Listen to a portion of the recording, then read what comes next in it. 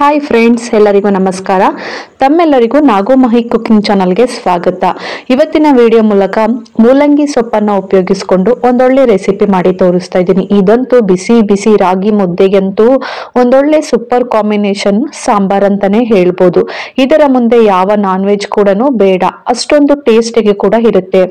ಮೂಲಂಗಿ ಸೊಪ್ಪು ತಿನ್ನುವುದರಿಂದ ಆರೋಗ್ಯಕ್ಕೆ ತುಂಬಾನೇ ಒಳ್ಳೆಯದು, ಮತ್ತೆ ಬೇಗನೆ ಮಾಡ್ಕೋಬಹುದು, ಅಷ್ಟೊಂದು ರುಚಿಯಾಗಿ ಕೂಡ ಇರುತ್ತೆ. ಸೊ ಲೇಟ್ ಮಾಡ್ದೇನೆ ಬನ್ನಿ ಇದನ್ನ ಯಾವ ರೀತಿ ಮಾಡ್ಕೊಳ್ಳೋದು ಅಂತ ನೋಡ್ಕೊಳ್ಳೋಣ.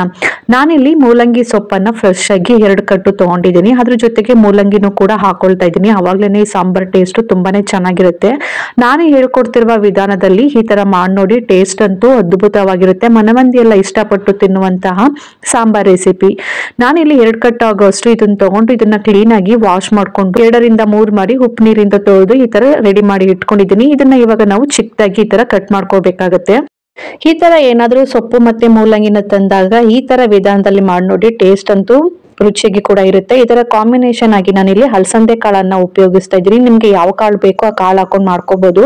ಆದ್ರೆ ಅಲಸಂದೆ ಕಾಳು ಒಂದು ರುಚಿ ಅಂತೂ ಸೂಪರ್ ಆಗಿ ಕೂಡ ಇರುತ್ತೆ. ಒಂದ್ಸಲಿ ಅಲಸಂದೆ ಕಾಳನ್ನ ಉಪಯೋಗಿಸ್ಕೊಂಡು ಈ ಮೂಲಂಗಿ ಸೊಪ್ಪು ಸಾಂಬಾರ್ನ ಮಾಡಿ ನೋಡಿ, ತುಂಬಾನೇ ರುಚಿಯಾಗಿ ಕೂಡ ಇರುತ್ತೆ.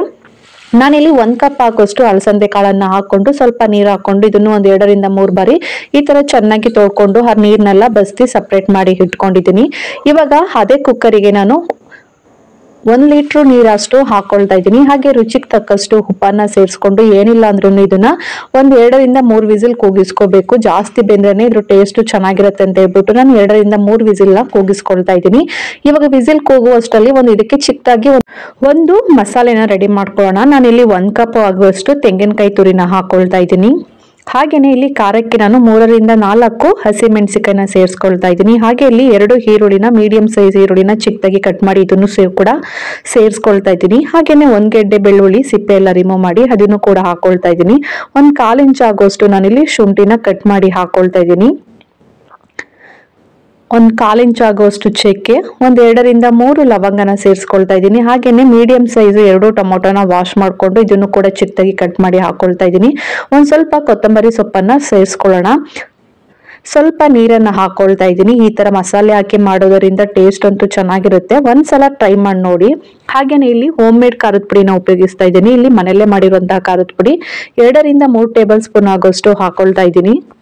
ಮನೇಲಿ ಮಾಡಿರೋ ಖಾರದ ಪುಡಿಯಿಂದ ಮಾಡಿದ್ರೆ ಟೇಸ್ಟ್ ಚೆನ್ನಾಗಿರುತ್ತೆ. ಈ ತರ ಖಾರದ ಪುಡಿ ಇಲ್ಲ ಅಂದ್ರೂ ಪರವಾಗಿಲ್ಲ. 2 ಟೇಬಲ್ ಸ್ಪೂನ್ ಧನಿಯಾ ಪುಡಿ, 1 ಟೇಬಲ್ ಸ್ಪೂನ್ ಹಚ್ಚ ಖಾರದ ಪುಡಿನ ಹಾಕೊಂಡು ಮಾಡ್ಕೋಬಹುದು. ಇವಾಗ ಇದನ್ನ ಮುಚ್ಚಳ ಮುಚ್ಚಿ ತರಿಯಾಗಿ ಎಲ್ಲ ರುಬ್ಬಕ್ ಹೋಗ್ಬಾರ್ದು. ಫುಲ್ಲು ಫನಿ ಪೇಸ್ಟ್ ಆಗಿ ಇದನ್ನ ರುಬ್ಕೊಂಡ್ ಬರ್ಬೇಕು. ನೋಡ್ತಾ ಇರ್ಬೋದಲ್ಲ, ನಾನು ಈ ತರ ಫನಿ ಪೇಸ್ಟ್ ಆಗಿ ನಾನು ರುಬ್ಕೊಂಡ್ ಬಂದಿದ್ದೀನಿ.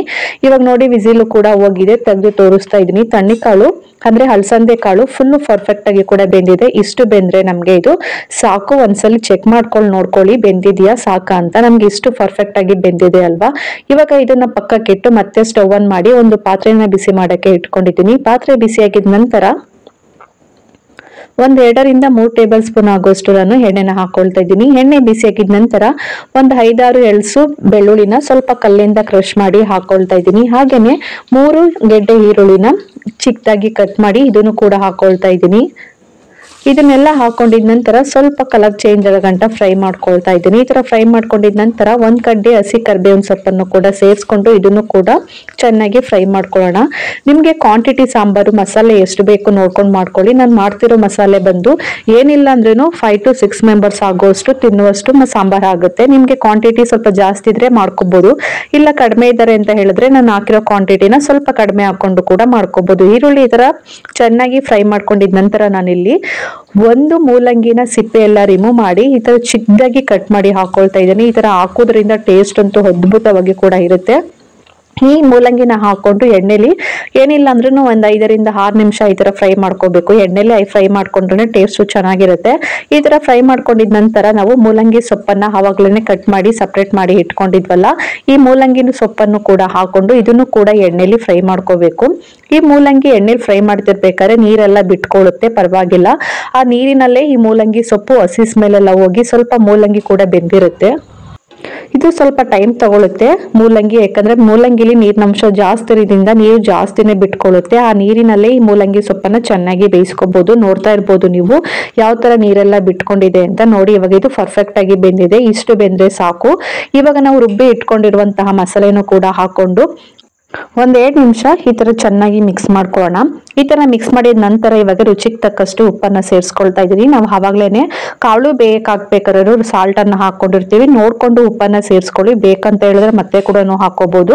ಸ್ವಲ್ಪ ಉಪ್ಪನ್ನೆಲ್ಲ ಸೇರಿಸ್ಕೊಂಡಿದ ನಂತರ ಹೈ ಫ್ಲೇಮ್ ಅಲ್ಲಿ ಇಟ್ಕೊಂಡು ಇದನ್ನ ಎಣ್ಣೆಲೆ ಈ ಹಸಿ ಸ್ಮೆಲ್ ಎಲ್ಲ ಹೋಗ್ಬೇಕು, ಅಲ್ಲಿ ಗಂಟ ಈ ತರ ಚೆನ್ನಾಗಿ ಬಾಡ್ಸ್ಕೊಳ್ಳೋದ ನೋಡಿ. ಈ ತರ ಆಗಿದ ನಂತರ ನಾವು ಆವಾಗ್ಲೇನೆ ಬೇಯಿಸಿ ಇಟ್ಕೊಂಡಿರುವಂತಹ ಕಾಳು ಮತ್ತೆ ನೀರನ್ನ ಸೇರಿಸ್ಕೊಳ್ತಾ ಇದ್ದೀನಿ. ಅಷ್ಟೇನೆ, ಎಕ್ಸ್ಟ್ರಾ ನೀರನ್ನು ನಾನು ಇಲ್ಲಿ ಎಲ್ಲೂ ಸೇರಿಸ್ತಾ ಇಲ್ಲ. ನಾವು ಕಾಳು ಬೇಯಿಸ್ಬೇಕಾದ್ರೆ ಆ ನೀರನ್ನೇ ಮಾತ್ರ ಉಪಯೋಗಿಸ್ತಾ ಇದ್ದೀನಿ, ಅವಾಗ್ಲೇ ಟೇಸ್ಟ್ ಚೆನ್ನಾಗಿರುತ್ತೆ. ಈ ತರ ಮಾಡಿ ನೋಡಿ.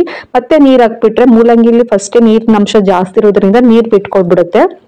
ನೀರನ್ನ ಸ್ವಲ್ಪ ಕಡಿಮೆನೆ ಉಪಯೋಗಿಸಿ ನೋಡಿ. ಈ ತರ ಕಾಳನ್ನ ಹಾಕಿದ ನಂತರ ಚೆನ್ನಾಗಿ ಮಿಕ್ಸ್ ಮಾಡ್ಬಿಟ್ಟು ಒಂದು ಮುಚ್ಚಳನ ಮುಚ್ಚಿ ಏನಿಲ್ಲ ಅಂದ್ರೂ ಒಂದ್ 5 ರಿಂದ 7 ನಿಮಿಷ ಇದನ್ನ ಚೆನ್ನಾಗಿ ಹೈ ಫ್ಲೇಮ್ ಅಲ್ಲಿ ಇಟ್ಕೊಂಡು ಚೆನ್ನಾಗಿ ಬೇಯಿಸ್ಕೋಬೇಕು. ನೋಡಿ ಇವಾಗ ಮುಚ್ಚಳ ತೆಗೆದು ತೋರಿಸ್ತಾ ಇದೀನಿ. ಚೆನ್ನಾಗಿ ಕೂಡ ಮಸಾಲೆ ಎಲ್ಲ ಚೆನ್ನಾಗಿ ಕೂಡ ಹಿಡಿದಿದೆ, ಮತ್ತೆ ಹಸಿ ಸ್ಮೆಲ್ ಎಲ್ಲ ಹೋಗಿದೆ. ಒಂದ್ಸಲ ಚೆಕ್ ಮಾಡ್ಕೊಳ್ಳಿ ಸೊಪ್ಪು ಮತ್ತೆ ಮೂಲಂಗಿ ಎಲ್ಲ ಚೆನ್ನಾಗಿ ಬೆಂದಿದ್ಯಾ ಅಂತ ಹೇಳ್ಬಿಟ್ಟು. ಮತ್ತೆ ಇವಾಗ ಬೇಕು ಅಂತ ಹೇಳಿದ್ರೆ ನೀವು ಉಪ್ಪು ಖಾರ ಮತ್ತೆ ಹುಳಿನ ಕೂಡ ಸೇರಿಸ್ಕೋಬಹುದು. ಇಷ್ಟೇನೆ. ಇವಾಗ ಸ್ಟವ್ ಆಫ್ ಮಾಡಿ ಬಿಸಿ ಬಿಸಿ ಮುದ್ದೆ ಜೊತೆಗೆ ಸರ್ವ್ ಮಾಡಿ ತೋರಿಸ್ತಾ ಇದ್ದೀನಿ. ಅಲಸಂದೆ ಕಾಳು ಮತ್ತೆ ಮೂಲಂಗಿ ಸೊಪ್ಪನ್ನ ಉಪಯೋಗಿಸ್ಕೊಂಡು ತುಂಬಾನೇ ಆರೋಗ್ಯಕರವಾದ ಒಂದು ಸಾಂಬಾರನ್ನ ಮಾಡಿ ತೋರಿಸ್ತಾ ಇದ್ದೀನಿ. ತುಂಬಾನೇ ರುಚಿಯಾಗಿ ಕೂಡ ಇರುತ್ತೆ, ಹಾಗೇನೆ ತುಂಬಾನೇ ಈಸಿಯಾಗಿ ಕೂಡ ಮಾಡ್ಕೋಬಹುದು. ಈ ವಿಧಾನದಲ್ಲಿ ಟ್ರೈ ಮಾಡಿ ನೋಡಿ, ಹೇಗ್ ಬಂತು ಅಂತ ಕಮೆಂಟ್ ಮೂಲಕ ತಿಳಿಸಿ. Thank you.